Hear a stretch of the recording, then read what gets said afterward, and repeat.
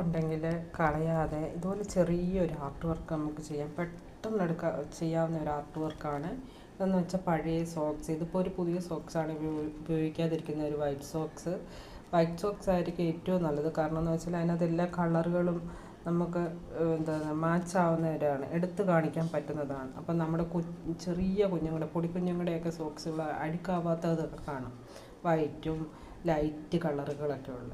അപ്പം ഇപ്പോഴൊക്കെ സോക്സിനകത്താണെങ്കിൽ ഒത്തിരിയും വർക്ക് ചെയ്ത സോക്സുകളൊക്കെ പൊടിക്കുഞ്ഞുങ്ങളുടെയൊക്കെ കിട്ടുന്നുണ്ട്, ചെറിയ മക്കളുടെയൊക്കെ.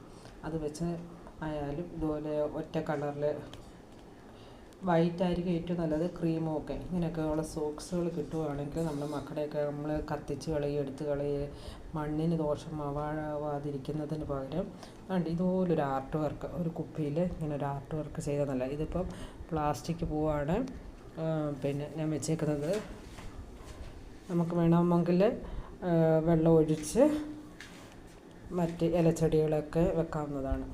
അപ്പം ചെറിയൊരു ആർട്ട് വർക്ക് ഞാൻ ഇങ്ങനെ മൊത്തത്തിലിങ്ങനെ പൊട്ട് ഒട്ടിച്ച് വെച്ചേക്കുന്നതാണ്. അപ്പോൾ നിങ്ങൾക്ക് ഇഷ്ടമായെങ്കിൽ ലൈക്ക് ഷെയറും ചെയ്യുക. ഇതുപോലത്തെ നിങ്ങളുടെ കൂട്ടുകാർക്കും പിന്നെ